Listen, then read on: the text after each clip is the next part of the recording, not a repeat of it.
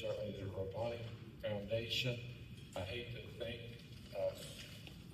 if the foundation, Mr. Rapani and his team did not exist in our city. I've watched them help so many underprivileged children, parents, or immigrants have nowhere to turn.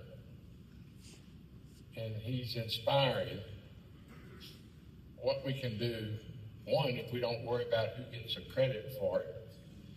And number two, the collaboration. You know, it's interesting, all the challenges we have across our great city and our region. We talk about our sports events, and we're very close to having FIFA right here, international audience.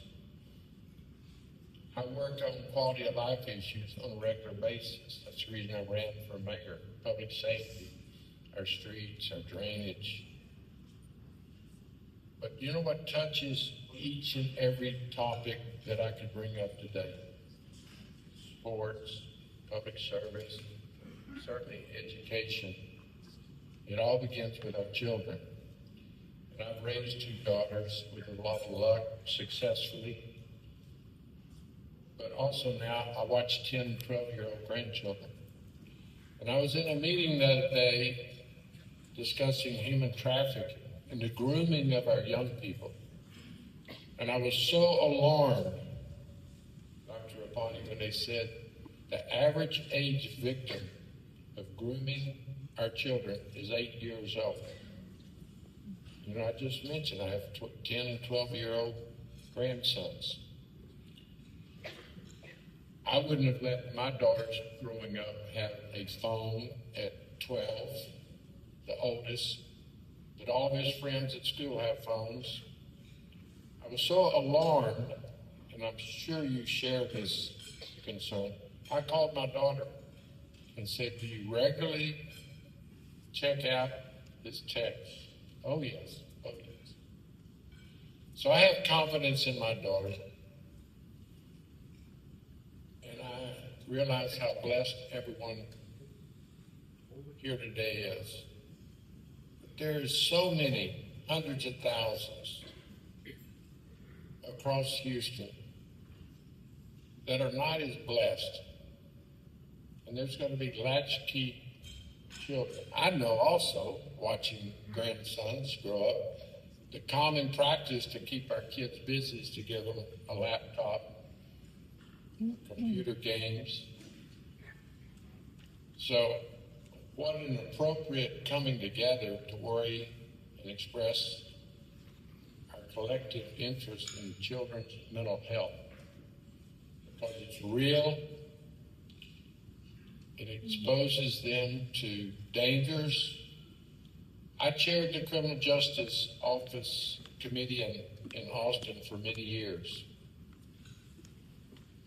The average inmate in Texas has a six and a half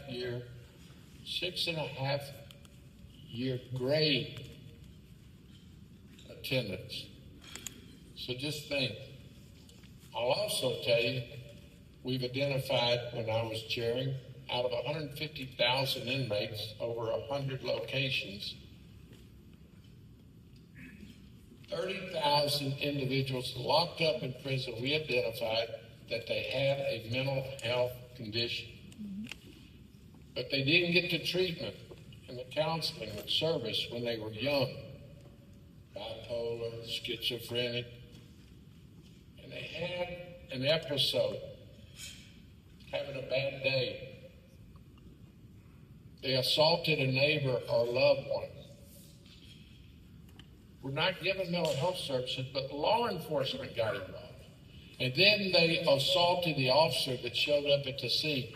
Welcome to the criminal justice system.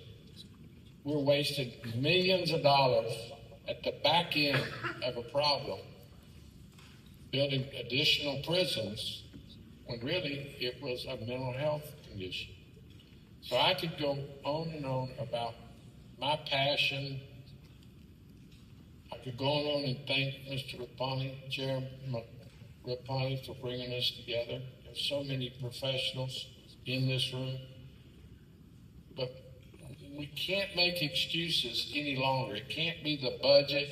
It can't be that we're too busy or someone else is doing it.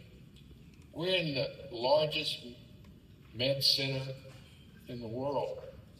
And I did get frustrated as a state senator when I was on the budget committee, and numerous mental health associations from across Houston, Harris County would call and request budget items. And I often thought, there's layer upon layer of mental health services, the health department, Harris County, UT Medicine, Baylor Medicine. I could go on and on. The county has a psychiatric hospital. Why don't we all get in a room and maximize our effort by sharing locations, sharing expertise? And so that vision that I dreamed of as a state senator, trying to make money go further, of collaboration, I'm witnessing it today.